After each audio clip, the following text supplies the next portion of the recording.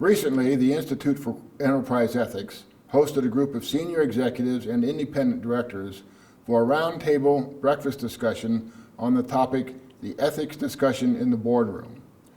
Corporate Governance Magazine, a publication of Deloitte Development, LLC, has written, quote, effective boards help set the ethical tone for the entire organization and actively participate in programs designed to promote appropriate behavior with regard to compliance, integrity, and ethics.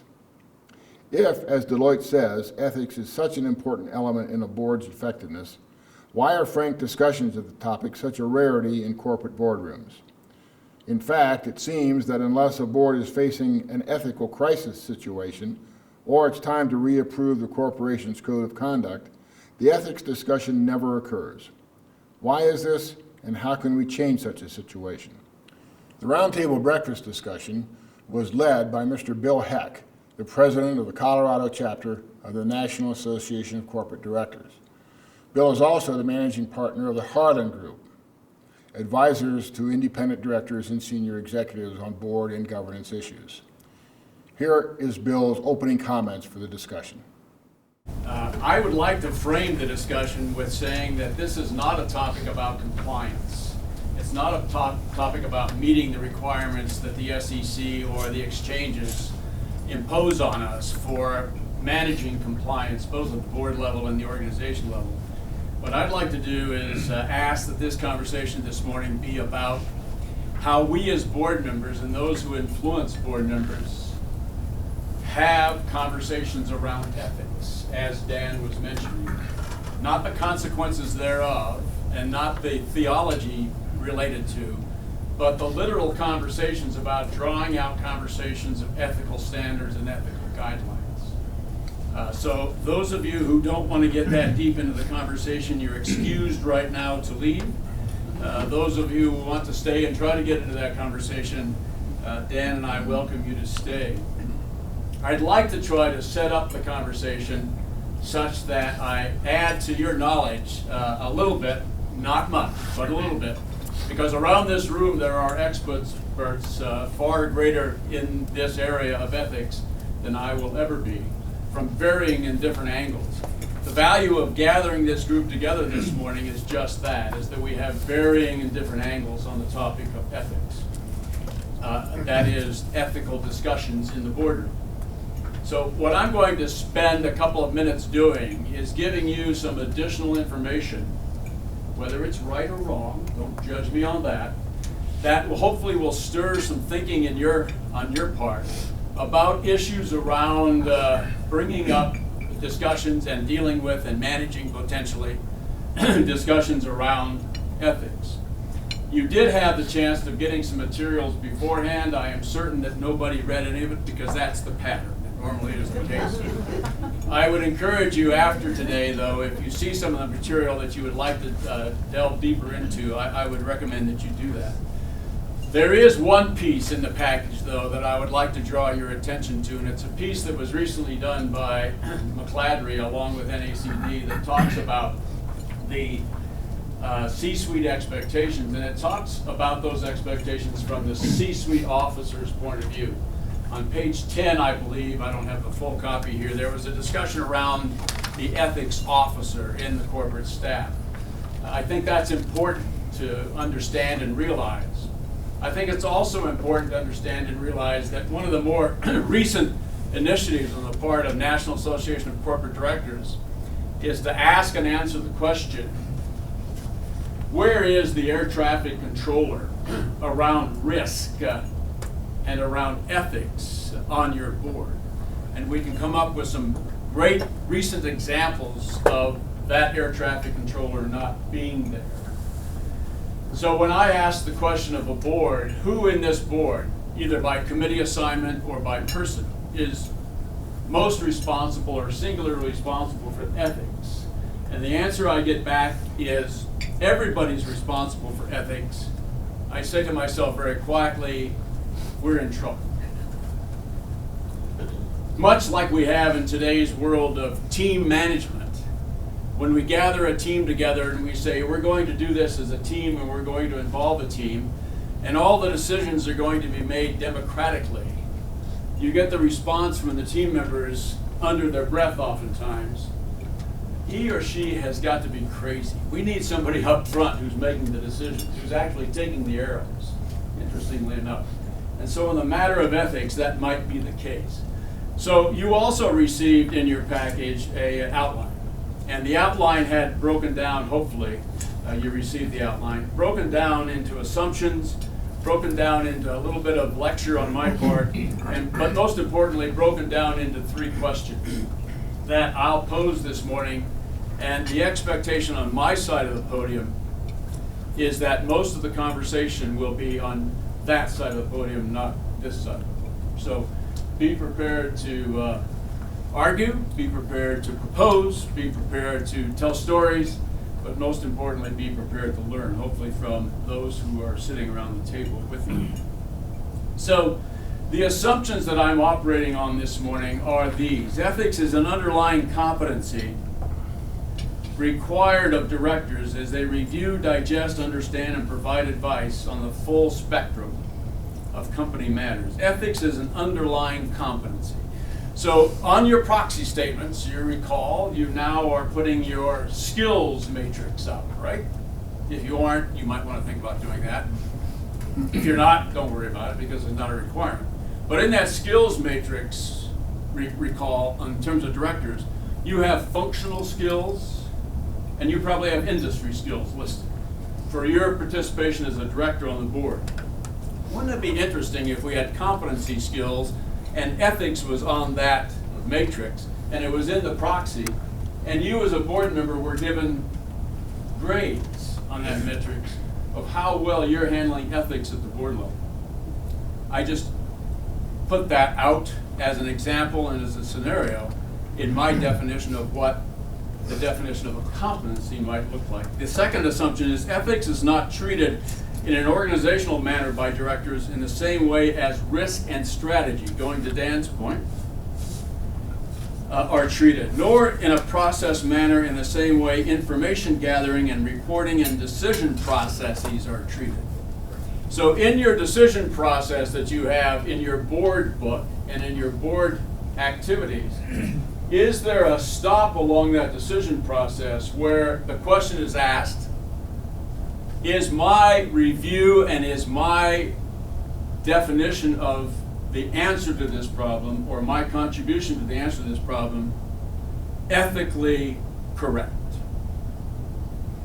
A stop along the decision path where physically, openly, in discussion or individually in your own mind and in your own heart, you're asked to ask and answer the question, is this adequate in meeting the ethical standards that I have committed to or that the board is committed to?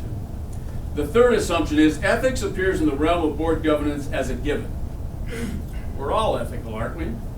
That receives little formal and direct attention on board agendas and anecdotal education, anecdotal attention in board education.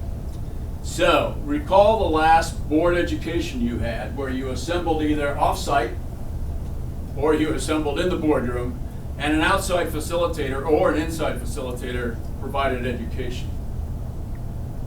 Was there in the last 10 years a topic that delved into ethics and forming ethical standards and complying with ethical standards from the heart and the mind?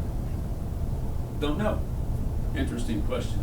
The fourth assumption is for this morning, public attention to ethics ebbs and flows as institutional decisions are recorded at the margin, with the lack of ethics being the major takeaway that is left for interpretation and discussion.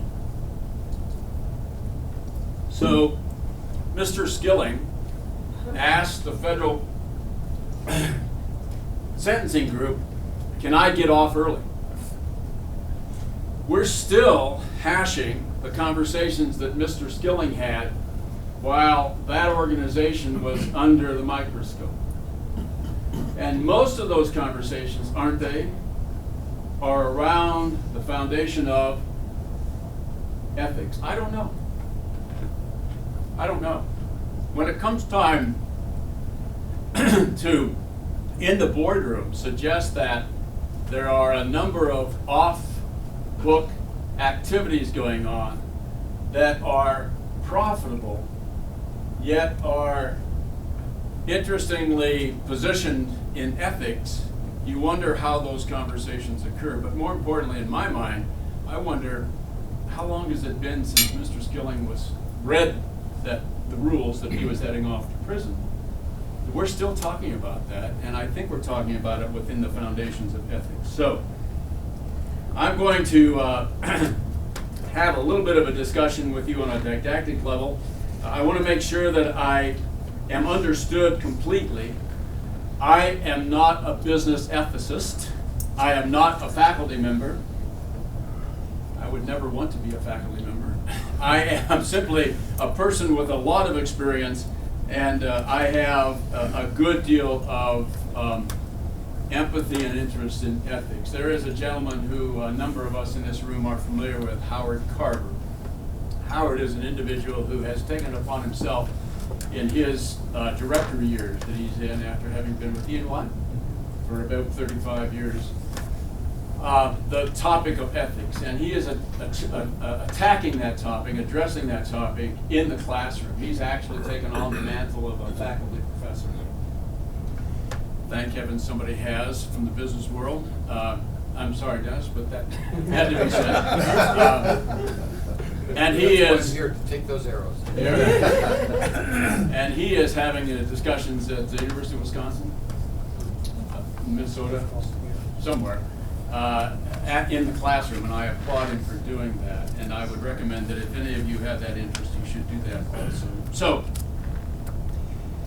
let me go to that material, if I can find it here, and we'll have some discussion around the didactics of the process. Gosh, even if I brought that material, I should have it right here. What I'd like to do is break the conversation down into three areas this morning, and then I'll open up the questions as we have seen them on the agenda.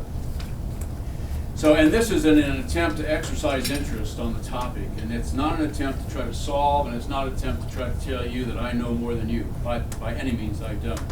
But it is an attempt to ask the question, if I were a director and I were worried about ethics and I had as a requirement in my director fellowship program a responsibility and accountability to go out and identify areas where I could go to and identify the nexus of ethics that I could learn from and adapt in my own behavior and try to impart that to my fellow directors, where would I go?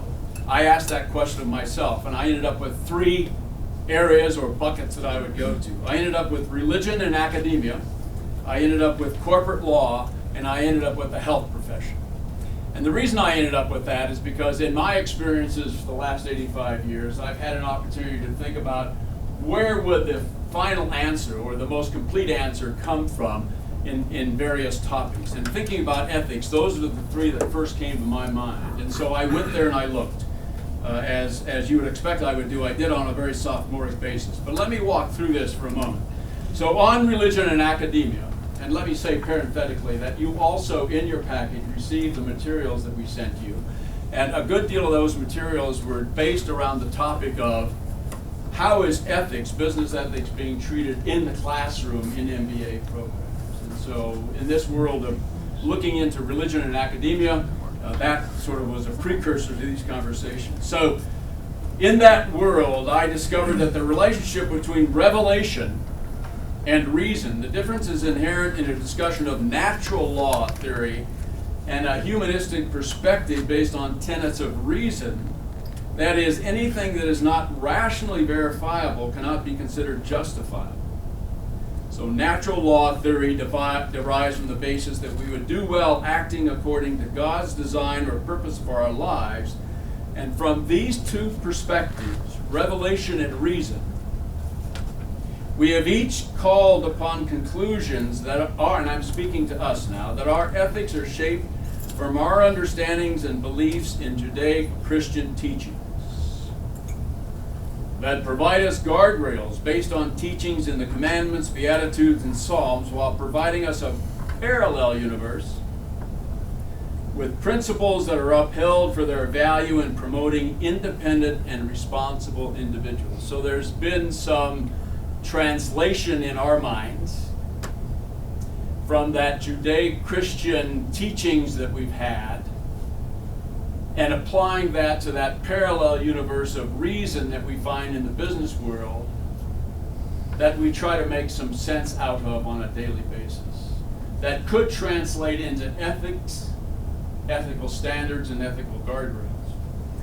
Our foundations, and I'm speaking to all of us around here using me as a proxy, even though I'm much older than anybody else in the room, our foundations for consideration of these parallel universes that don't have the same source started with a tension that if we didn't create a common dictionary to handle both universes, that is the revelation and the reason universe, we would not be effective as leaders.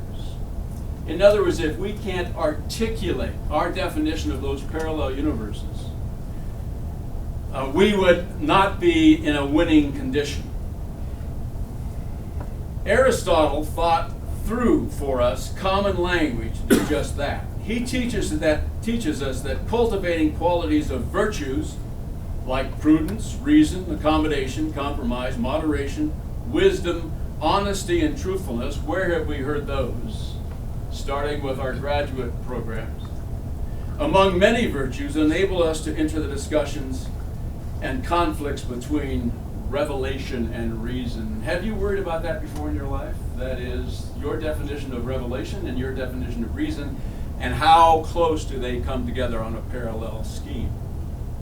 Universities continue to deal with the tension and balance between revelation and reason. A recent Zogby poll of 2012 college seniors found that nearly 75% said their professors taught that what is right and wrong depends on differences in individual values and cultural diversity, with a quarter, 25%, saying that there are clear standards of right and wrong by which everyone is judged.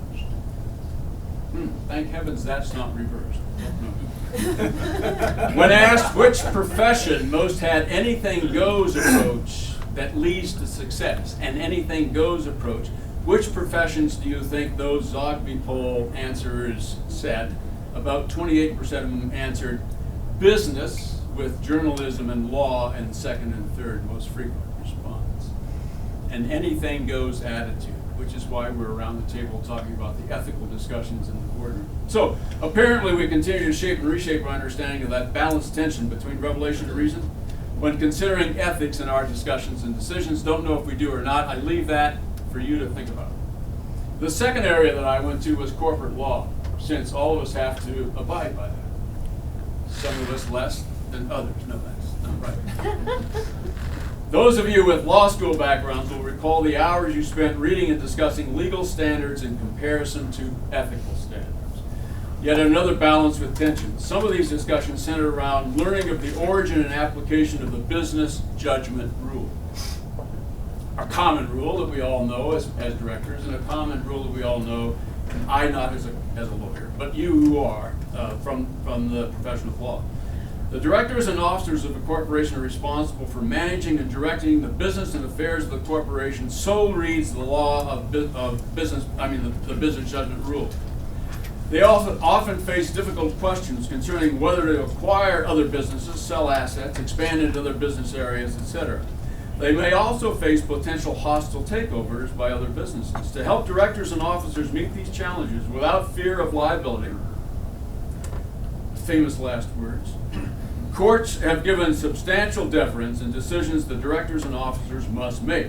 Under the business judgment rule, just to remind us all, the officers and directors of a corporation are immune from liability to the corporation for losses incurred in corporate transactions within their authority, so long as the transactions are made in good faith and with reasonable skill and prudence. We have learned, both personally and academically, and around the table reading the Wall Street Journal, that despite the seemingly broad scope of the business judgment rule, corporate directors have not always been able to rely upon it as a way to escape liability for their actions. Aha! Final last word. And I've got a couple of quotes, but I won't bore you with those quotes, in the sense that it is a slippery slope to deal with in terms of corporate law and the business judgment rules. So the question there is that the nexus or the key or the holy grail for measuring ethics and standards of ethical standards and guardrails of ethics relative to decisions around elements regarding corporate law? Should we only use, and can we only use, and should we only think about using the business judgment rule in that regard? The third area that I went to, in terms of looking for any help that I could get in terms of answering the questions I asked about ethics, was the practice of medicine. I'm not going to ask you if I've made the right choices, where to go to pick up information around ethics, to start adding to your knowledge and getting the juices flowing this morning. I'll simply say that in my own construct, in my own experience, these are the three areas that I found most comfortable to go to frame the discussion for this morning. So the prospect of practicing under the Hippocratic Oath of first do no harm has been described as a balance in making life, death, and quality of life decisions that has, in more remote ways, as the practice of medicine evolves, a basis in ethics. Hippocratic Oath, first do no harm, does it or does it not have a foundation in ethics? Good question. Balancing the understanding of ethics with the exigencies of, for example, acute and palliative care. So we're in a world right now where costs of care are being discussed at the insurance level as well as the provider level. And we're at a point in our lives right now where we're hearing more discussion around and more justification around palliative care versus acute care. Interesting prospect. When faced with a decision of whether or not you encourage the physician who is consulting with you to go down the route of acute care or curative care, or to agree with the physician and encourage the physician to go down the route of palliative care, how much of that discussion involves ethical standards or ethical guardrails? The practice of medicine throughout specialties and types of care, from pediatric to pharmaceutical care, has struggled most recently with the ethics of the method of reimbursing care. A recent New York Times article highlighted results from a Boston consulting group, Harvard School of Medicine study, finding that hospitals potentially make money from their own mistakes based on insurers paying hospitals for longer stays and extra care of patients or treatment of surgical complications. The perverse nature of reimbursement of services provided continually presents physicians and other caregivers with the ethical dilemma of prescribing and directing care without regard to the coding tables that drive levels of reimbursement for public and private insurers or payers. Is that ethics? And if we delve into the practice of medicine, both on the provider side as well as the research side, and we look for answers to the application of ethical standards or the answers to development of ethical standards, would we be going down a rabbit's hole or not? Interesting question. The medical community treats ethics officially as proscriptive. That is, it prescribed to be given and followed. AMA Code of Ethics, the medical profession has long subscribed to a body of ethical statements developed primarily to the benefit of the patient. A physician shall be dedicated to providing competent medical care, and a physician shall uphold the standards of professionalism, be honest in all professional interactions, and strive to report physicians deficient in character or competencies or engaging in fraud or deception. So there is such a thing as the AMA Code of Ethics. It is proscriptive, and does it or does it not deal with or start the discussion around how do I have an ethical discussion with my colleagues? How do I have an ethical discussion with my clients, the patients? And how do I have, most importantly, an ethical discussion with myself? So That's a little bit of knowledge that I just imparted, very little bit of knowledge. Let's talk about, in practical terms, about the ethics discussion in the boardroom.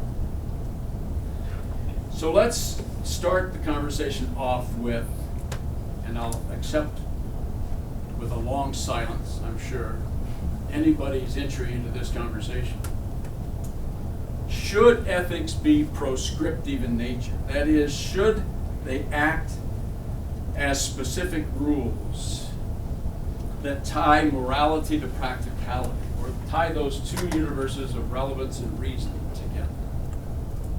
Should ethics in the director world be proscriptive? As an example, be proscriptive to the level where, on an annual basis, a director attests to, or an outside third party attests to, the level of ethics that that particular director has, with a tool that asks questions around the proscriptive nature of upholding those ethics. That is, how well is that person meeting the standard?